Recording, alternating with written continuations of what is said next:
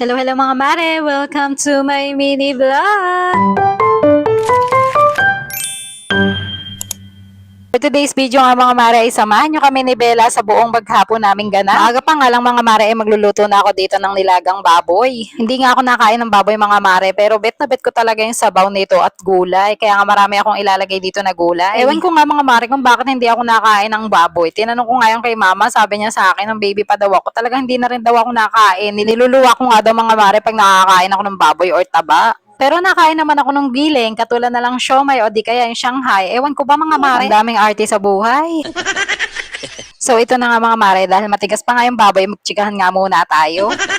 Gusto ko nga mga mare na lagi naka-video para nga may upload ako na mini vlog. So ito ang cellphone ko, hindi marunong makisama, laging ang full storage. Paano ba naman kasi mga mare, ang hirap naman talaga magbura ng mga picture ng anak, di ba? Kahit yung mga sanggol pa siya or kahit yung paulit-ulit na kuha niya, talagang hirap pa naman talagang burahin noon. Kahit pa yung iba yung nasa FB na yung picture niya, pero ay ako talagang burahin. Gusto ko kasi nakikita yung bawat paglaki niya. Kayo rin ba mga mare ganon? At habang di pa nga luto mga mare, umupo muna ako dito sa tabi ni Bella. Ang sarap naman kasi halik-halika ng mga bata, di ba? No, ang bango-bango. At nilagay ko na nga mga mare dito yung sandamakmak na gulay. Talagang pag nagsasabaw nga ako mga mare, talaga hindi mawawala yung sandamakmak na gulay na yan. Sobrang hilig ko nga mga mare talaga sa gulay. Kaya nga sabi ko sa mister ko, kahit araw-araw gulay ang ulam natin, ay carry bells lang. At tapos na nga mga mare niluluto ko, tsaka nga itong sinaing. Kaya pinatay ko na nga itong ilaw at lalawain ko na nga itong aking anak. At hindi pa nga mga mare natagal itong aking puwet ng nakaupo. Ay sinara na nga ng aking anak itong pinto. Automatic yung mga mare, pag sinara niya na pinto, gusto niya nang dumedi sa akin, ganon.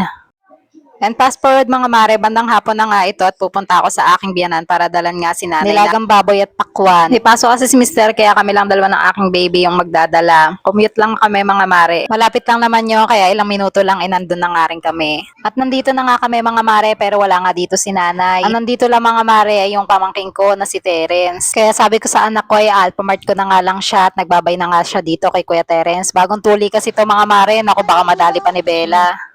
Si Lola eh. Ano? Wala si Lola. Wala si Lola Lino. At ayan nga, apakadaldal. Wala nga daw si Lola Linda niya. At nandito na nga kami mga mare sa Alphamart. At alam na nga ni Bella kung saan siya pupunta. At nagtuturo na nga ng cookies mga mare. Nako. Yari na naman tayo sa ama mo na. Matamis ka na naman.